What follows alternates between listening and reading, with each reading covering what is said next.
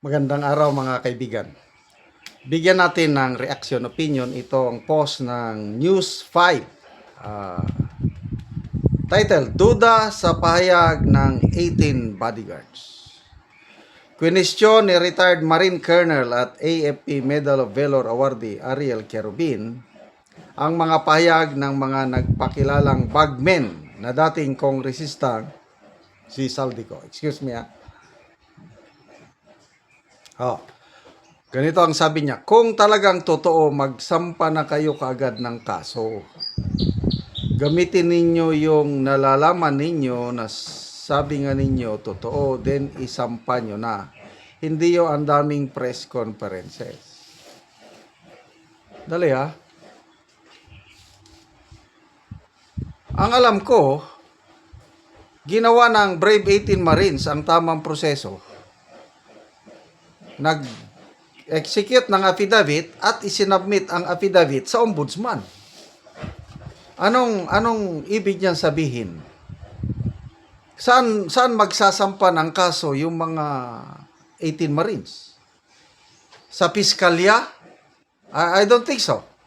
Kasi ito, tungkol sa graft and corruption, tama lang yung ginawa ng Brave 18 Marines ni Attorney Baligod. Kasi nung lumabas sila nung February ba yun o March this year. Hindi, last year pa ata. Kailan ba lumabas ang Brave 18 Marines? Unang ginawa nila is isinabmit ang kanilang joint affidavit sa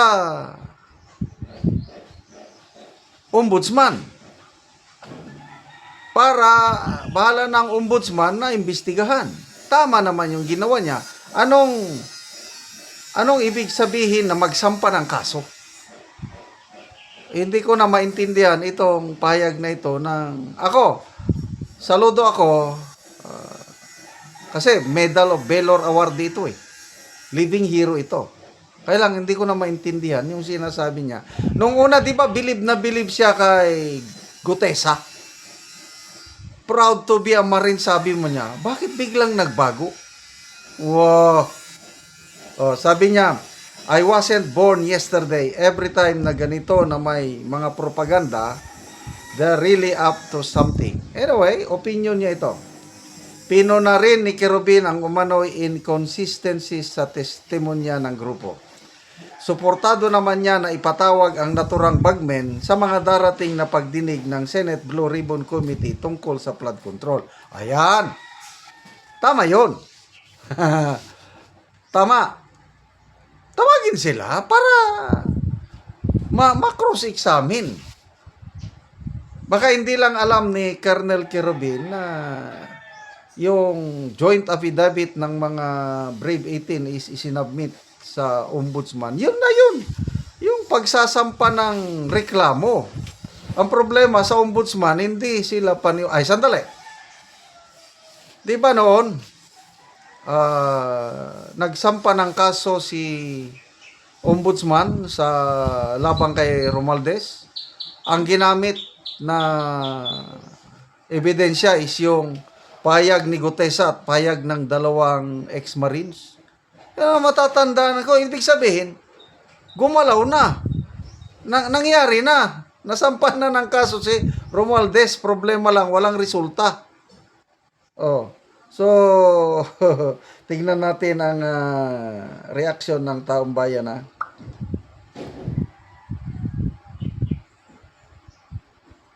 Okay, nagsampa na po bago pa sila nagpakilala kaya nga nabulabog ang Senado at Ombudsman. Huli ka na. Yun ang sinasabi ko. Ano pa? Bagong gising yata si Coronel, di alam ang istorya. Si Querubin parang ngayon lang nagising. Tapos, so kanino sila magsusumpong that time? Get real. Biglang nagising, mukhang may balak sa eleksyon. Saan magsampa? Puro sa kanila lahat. Nako, isa ka na rin sa malilista, bigyan ng malita. Funny, how can they file a case when justice being collared by Marcos? So, again, the best action sa ngayon bago na ang liderato ng Senado is tawagin ang mga Brave 18 Marine sa flood control investigation. Ano sa tingin nyo? May maaasahan ba tayo? Sana nga. Kasi handa sila eh. O, di ba nung si Senator Erwin Tulfo nagpatawag ng Blue Ribbon? Nandun na. Pumunta na sa Senado ang Brave Marines. Kaya lang, bigla namang tinigil yung hearing. Yung hearing naging meeting. Oh. So, again, opinion lang ito ni Colonel Kerubin.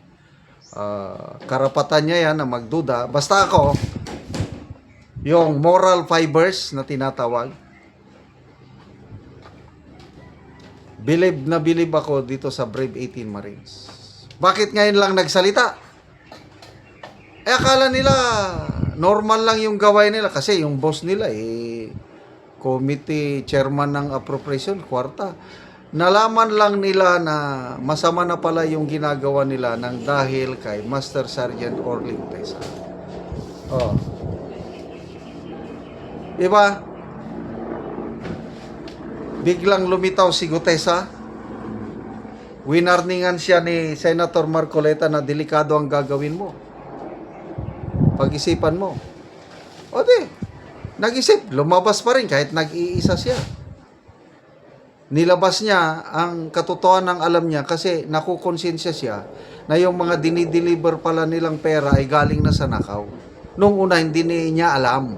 And I believe, kung ano ang kalagayan ni Master Sergeant Orly Gutesa, ganun din ang kalagayan nitong Brave 18. Late na nung malaman nila. So what's wrong?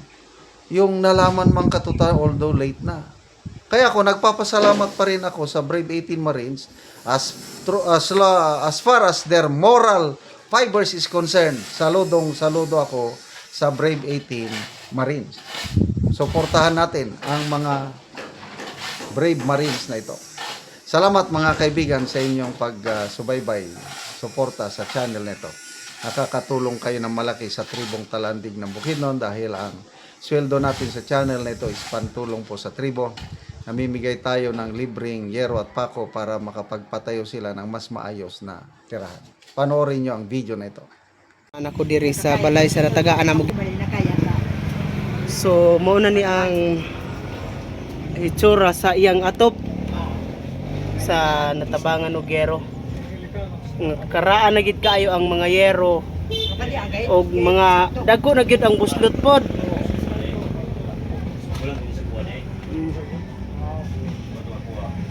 Kaning ang diri dapit ipang sapahan og habol.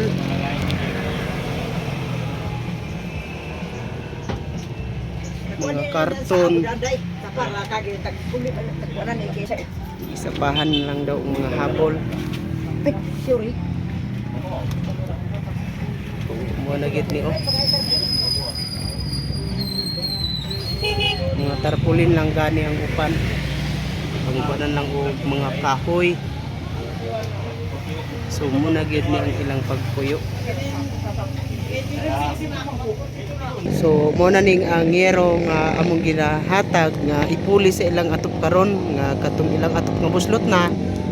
So mapulihan na gyud karon kay mo na ni ang yero nga ihatag gitabang sa ilaha. So ang gawas nga bahin mo na ni ang itsura sa ilang balay oh.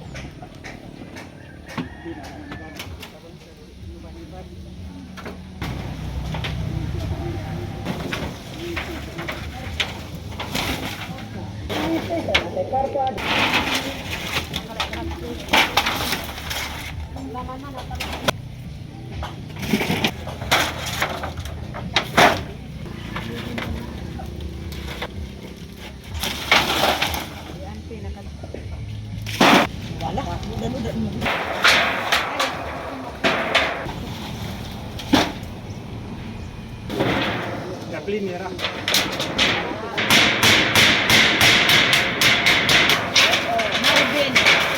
Marvin daw.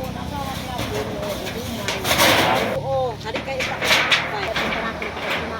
Og karon human na gyud sa pag-atop ang among tabang nga yero. So nindot na gyud nga tan-awon. Na ang akat Ginoo o naupulihan sa kadugayon on ha na kuan ni sa amat Ginoo nga dili na gyud kumuulanan. Oh, so pila na to ka tuig anti imong balay? Naka tuig. Unom na ka tuig. Oo. So aya pa gid anti napulihan. Napulihan. Oo, so salamat.